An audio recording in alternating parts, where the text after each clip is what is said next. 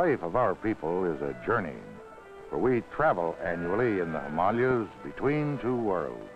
From the lowlands of India, we move to the highlands of communist China.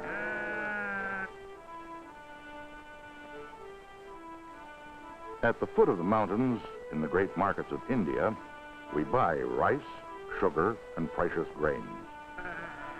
Over long and perilous trails, goats carry our products each year to the high markets of Tibet, where we barter for salt and wool.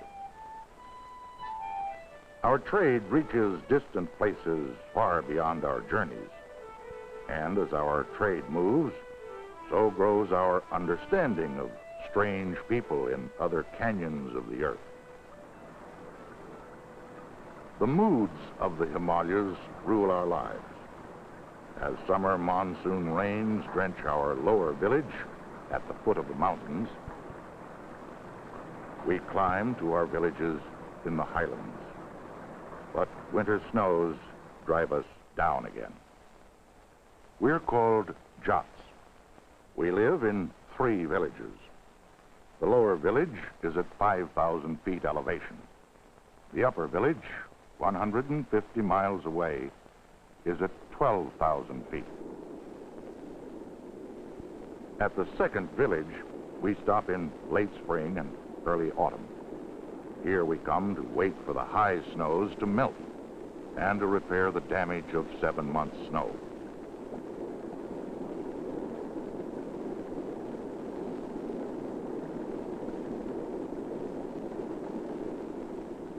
Though the communists took over Tibet some years ago, the pattern of our lives remains unchanged. Most of the time, we move about in these remote hills as we please. Even our children act as if big governments do not exist. Spring is the season for jacks, so younger daughters play with dried yak knuckles, or sometimes stones, until the spring work begins. However, an elder daughter's work does not wait for seasons.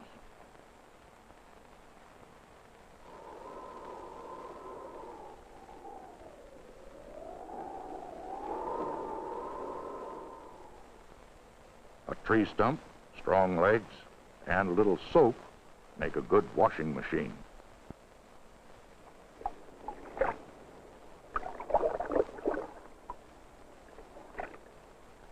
Mustard oil keeps fleas out of daughter's long hair. Women are scarce in our canyon. Jat fathers make stiff bargains with prospective sons-in-law who provide the dowry. But this son-in-law proves a disappointment. Even goats outwalk him, and his mother-in-law gives him a yak butter rub-down. Grandfather Jit Singh's life cycle of 90 years is now turning as fast as the Buddhist prayer wheel. Jats are strong believers in the nearest religion, but never overpester gods with their problems.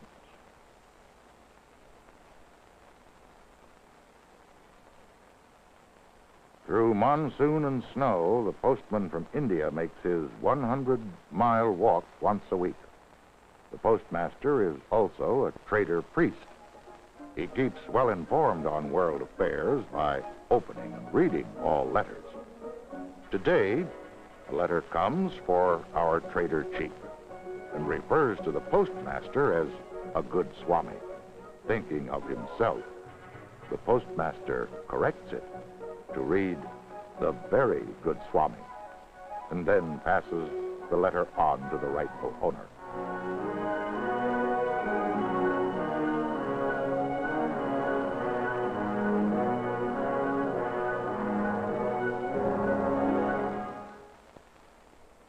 Now, we must prepare products for barter in the upper village where we will soon go. On the hot sand, we cook barley and wheat for food on the journey.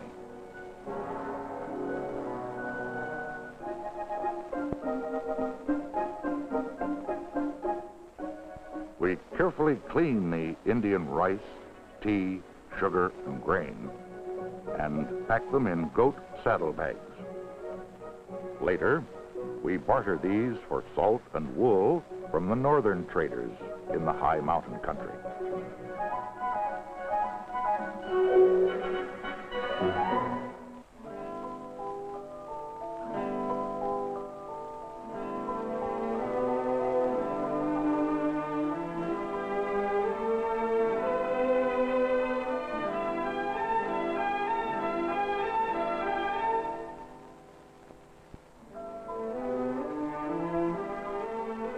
The snows begin to melt above, and there is spring in every trader's legs. Our caravans begin to leave the middle village to meet the northern traders halfway at the upper village. We gather our most precious possessions, and with the Buddhist priest, most of the 500 villagers begin the yearly ancestral journey. The journey will be long and difficult over narrow trails and bridges which we ourselves have built. The pride of our men is in the strength and alertness of our goats.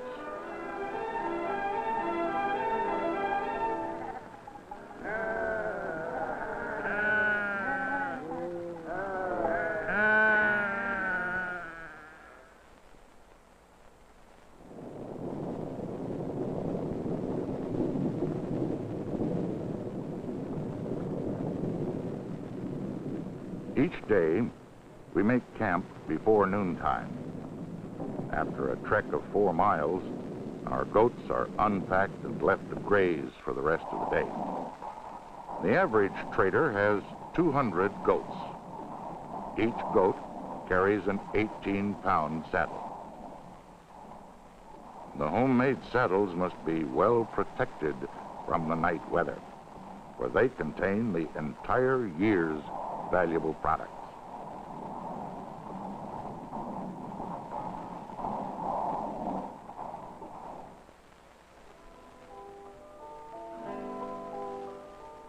In the morning, we start to climb again, and the difficult path goes on.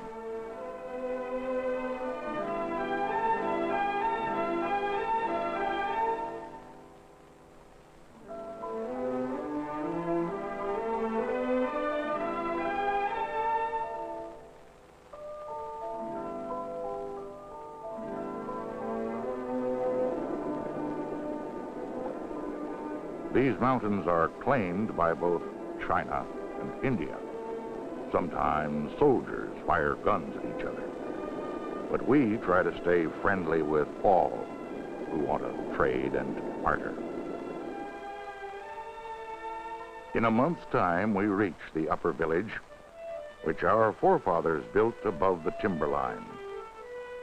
This is our native home in the bottom of a volcano, which legends say contained much fire when the earth was born. Our forefathers first came here when a new land across the seas called America was just being settled. For 8 months, our homes have been silent, snowbound, and empty. Now, with summer, we come to wait for trade.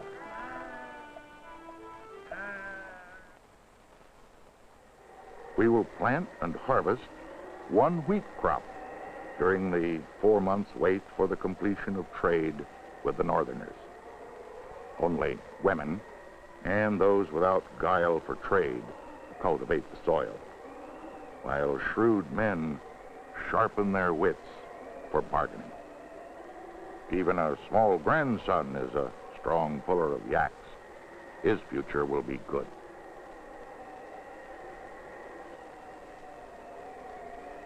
Not being shrewd enough for trade, the son-in-law levels the rocky soil with homemade implements.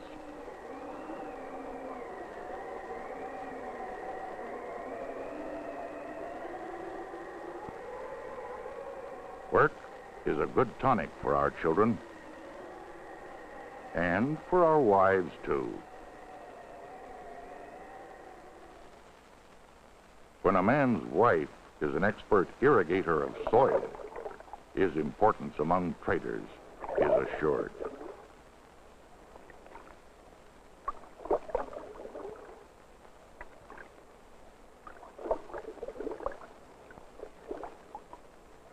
Little grandson practices building bridges.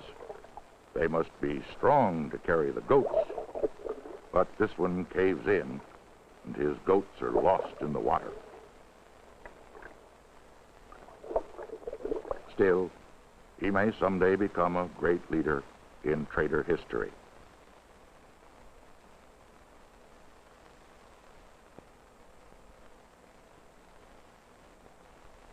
Learning is important to the future of our sons. Carrying a slate on his back, the teacher comes each summer from India, a dedicated man with the secret places of his heart well washed. He, too, has greatness. Daily school starts with prayers to the Hindu and Buddhist gods. 30 students in 5 different grades study together every summer.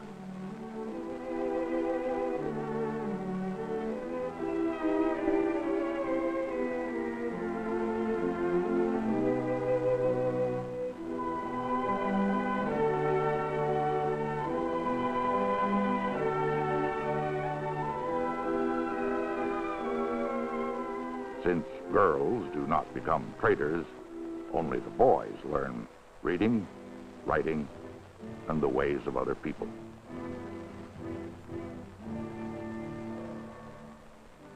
The slate is wood cut by the teacher. The paper is soil, and the pencil a twig from the forest. At examination time, students with the correct answers are allowed to box the ears of all possessors of stupid answers.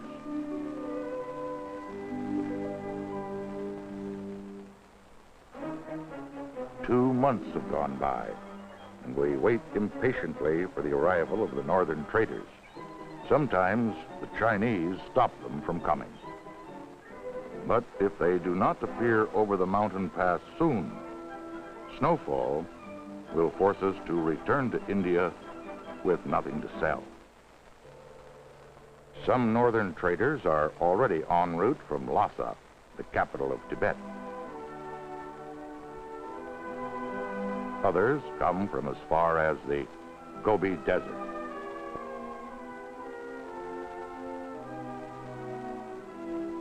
We wait at our upper village. We wait impatiently, and hopefully we send advance scouts and erect Buddhist prayer flags. At last, our scouts report torrential streams where the northern traders are stranded at one of their clumsy bridges.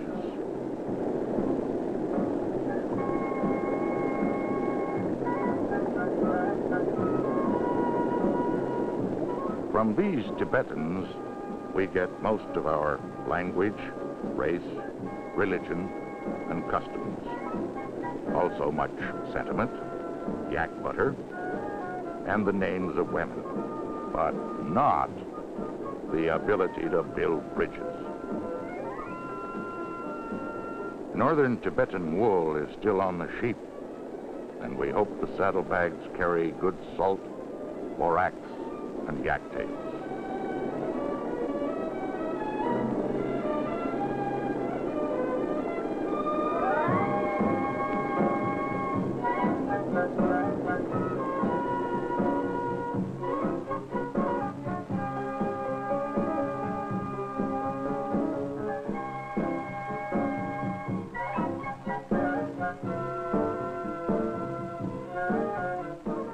Northern traders finally arrive at the marketplace where the shrewd Jat heads have gathered to start the trading.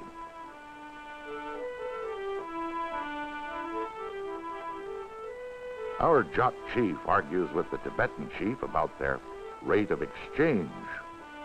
All arguments, except family squabbles and taxes, are settled by dice throwing. Money has no value here. We trade only by barter. Our chief decides which jot trader will exchange with which northerner. When arguing becomes heated, the dice are made comfortable on a leather pad, and the juggling begins with zest, for trading is in our blood. One northern trader considers himself a champion at warming up lopsided dice. But our jot chief is shrewd. He juggles fast with alternate Hindu prayers and yells in Hindi. Bartering becomes favorable to us. The northerners give jot traders 2 cups of salt for 1 cup of sugar.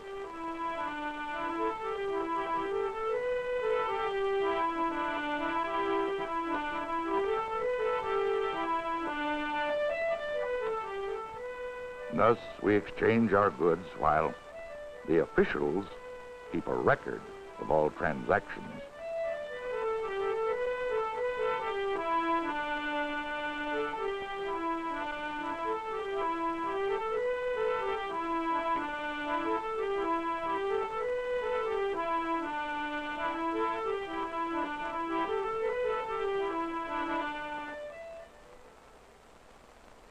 In the early dawn, we begin to shear the northern sheep.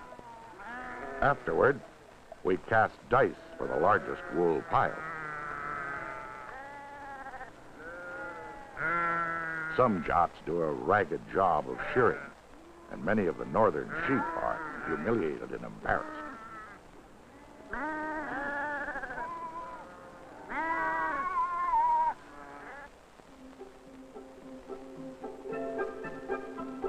Our women cooperate in the preparation of the wool. Together we card the wool, spin, weave, sew, and make all our clothing.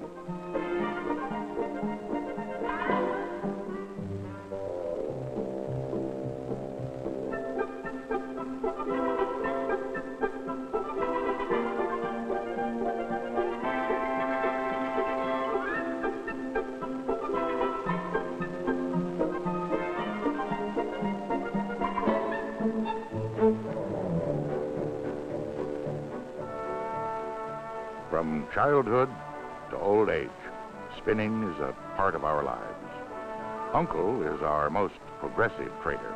He owns the only spinning machine in our village.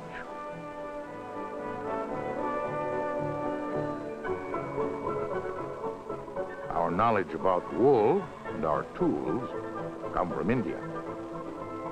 My generation brought in the single sewing machine and the coal iron used by the village tailor.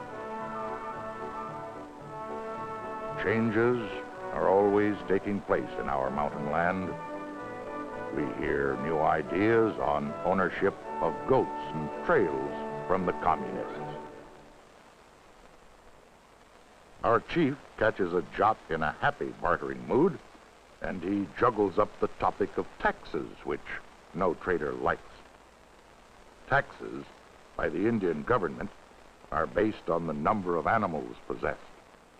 This trader owns 300 goats, 1 horse, and 3 unhealthy yaks. 60 goats have been hidden in the next canyon. The trader pretends he's never heard of taxes before. He continues to carve a new mouthpiece for his hookah. He fails to get a tax reduction for the sick goats, and finally pays a sum equal to 1 day's wages for the school teacher. The communists tell us someday we won't have to pay taxes. But shrewd trader men would rather keep their own goats and pay taxes.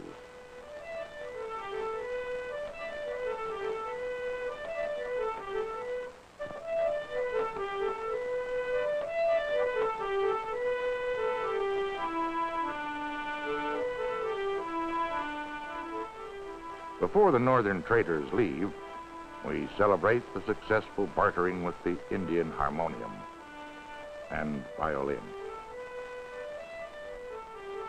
To end a season of trade, a knife is sharpened for the annual feast.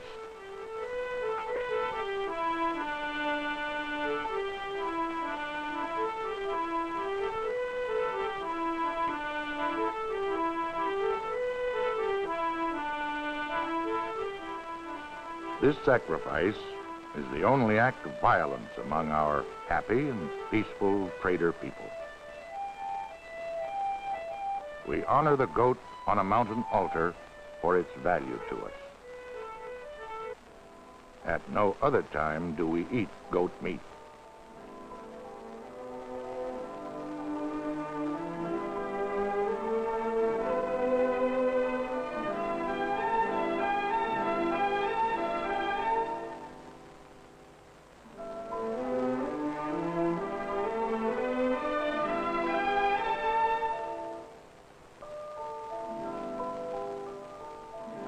We hope that for generations to come, our children's children will walk on the mountain trails seeking trade and happiness. Now, drums hasten our return south before the sudden Himalayan darkness engulfs the mountain land, preventing our products from reaching other canyons of the earth.